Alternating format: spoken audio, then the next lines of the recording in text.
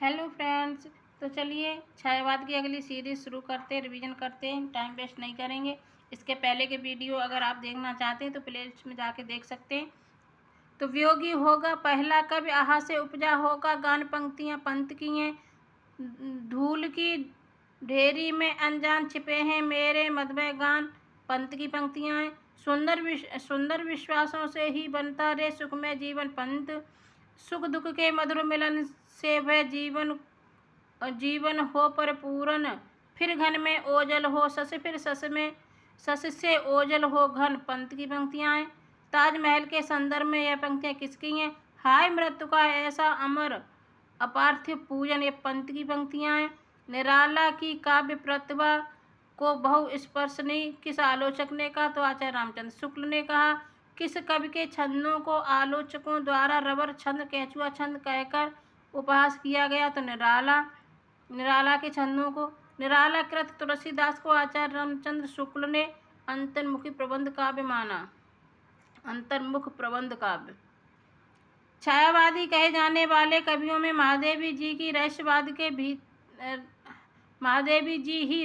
के भीतर रही हैं। तो आचार्य रामचंद्र शुक्ल कहते हैं, तुमको पीड़ा में ढूंढा, तुमको ढूंढेगी पीड़ा, ये महादेव वर्मा की पंक्तियां हैं। वीर हमीर और चित्तौड़ की चिंता, रामगोपाल वर्मा लिखते हैं।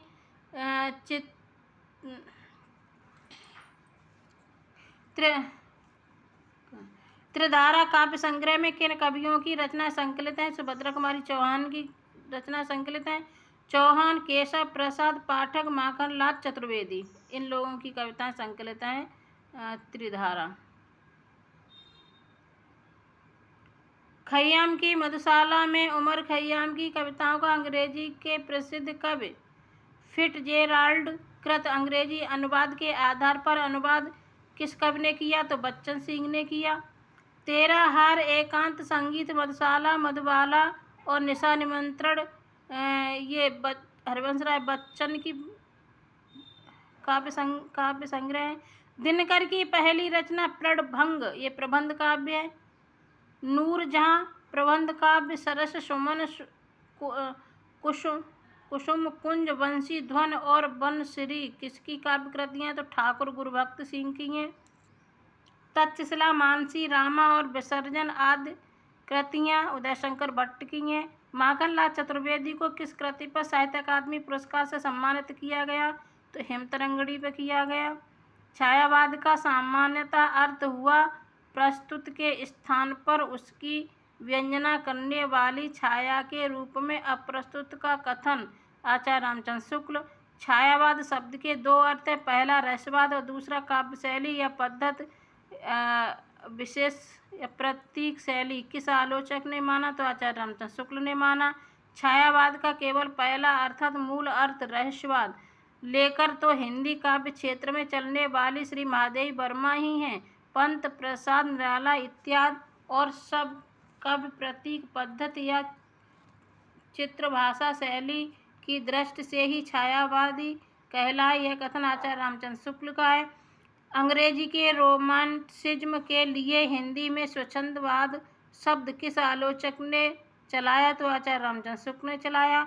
छायावाद नाम का प्रवर्तन किसने किया? तो मुकुटधर पांडे ने किया। किस छायावादी कवि को दार्शनिक कवि कहा जाता है? तो प्रसाद को।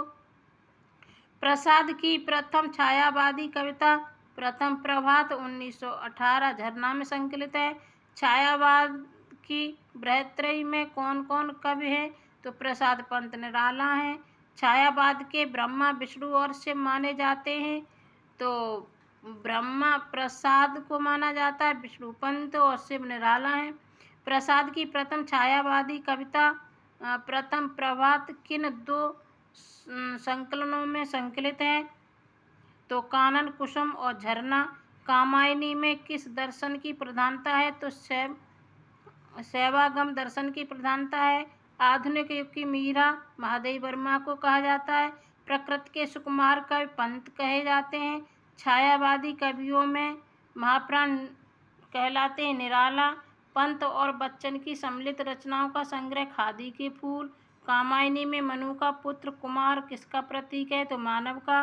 कामायनी में मनु, श्रद्धा, इड़ा क्रमशः प्रतीक हैं। तो मन, हृदय, बुद्धि के पुत्री के शोक में निराला ने किस कवि की रचना की है? तो सरोज स्मृति। छायावादी कवियों में शुद्ध रहस्यवादी महादेवी वर्मा। पंत को ज्ञानपीठ पुरस्कार किस कृति पर मिला? तो चिदम्बरा पर। पंत को सोवियत लैंड पुरस्कार किस कृति पर मिला? तो लोकायतन पर। महादेवी वर्मा के प्रिय प्रतीक दीपक और बादल। निराला का दार्शनिक आधार अद्वैतवाद। महादेवी वर्मा का दार्शनिक आधार सर्वात्मवाद या बौद्ध दर्शन। छंदबंद ध्रुव तोड़ फोड़ कर पर्वतकारा अचल रूढ़ियों की कवि तेरी कविता धारा। पंक्तियां सुमित्रा नंदन पंत की हैं। अपनी किस कृति में पंत ने लाक्षणिक साहस दिखाया है? तो पल्लव में। अपनी किस काव्य कृति की भूमिका में पंत ने भाषा, अलंकार, छंद और शब्द आदि पर विचार किया है? तो पल्लव पर। पंत की काव्य यात्रा को 3 खंडों में विभक्त किया जा सकता है, क्रमशः छायावादी, प्रगतवादी और आध्यात्मवादी।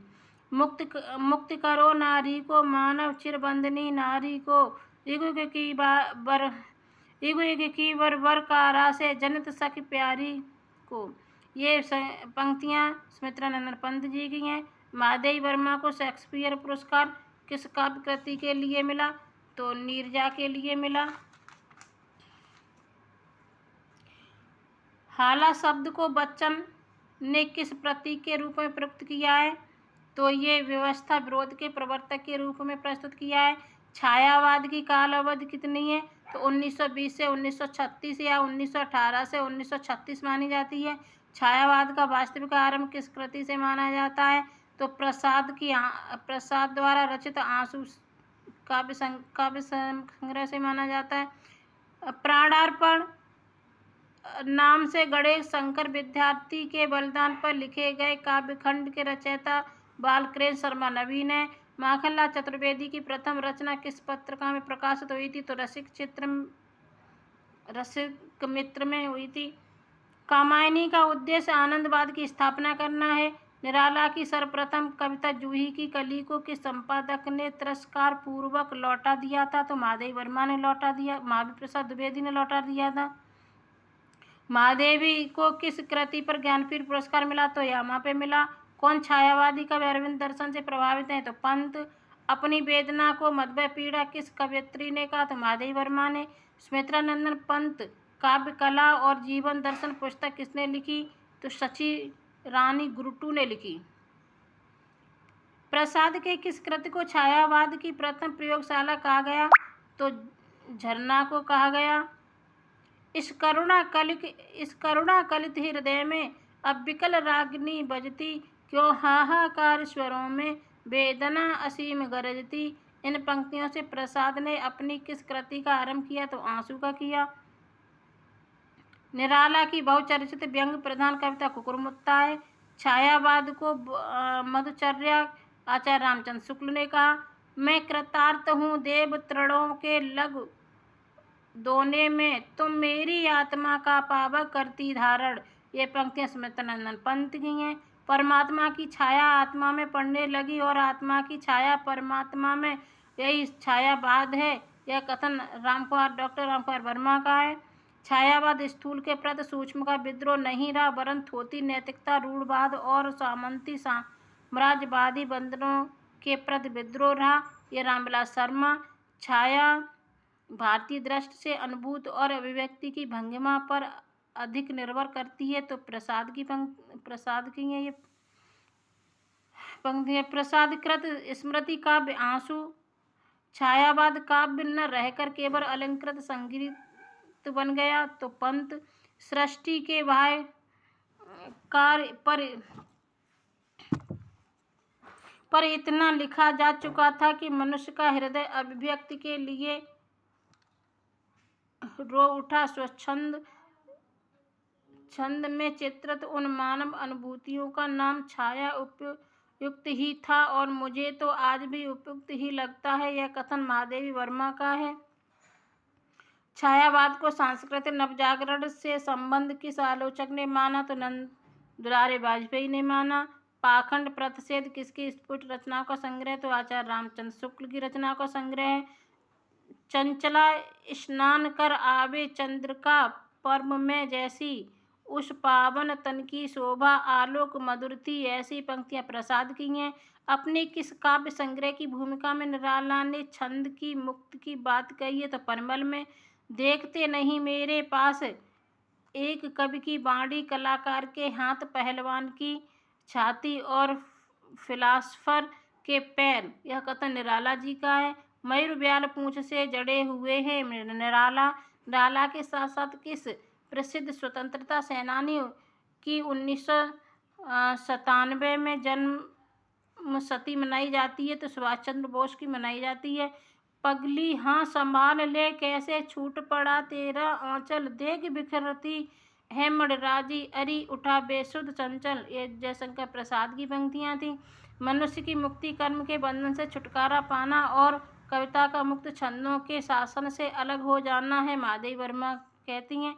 आचार्य शुक्ल के अनुसार छायावाद के प्रतिनिधि कवि पंत हैं। निराला कृत तुलसीदास का काव्य रूप खंड काव्य है। किस आलोचक ने पंत को छायावाद का जनक माना? तो नंदलाल वाजपेयी ने माना।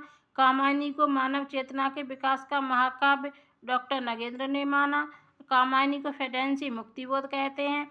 अपने ही सुख दुख के रंग में रंगकर प्रकृति को देखा तो क्या देखा, मनुष्य ही सब कुछ नहीं है, प्रकृति का अपना रूप भी है, ये आचार्य रामचंद्र शुक्ल कहते हैं।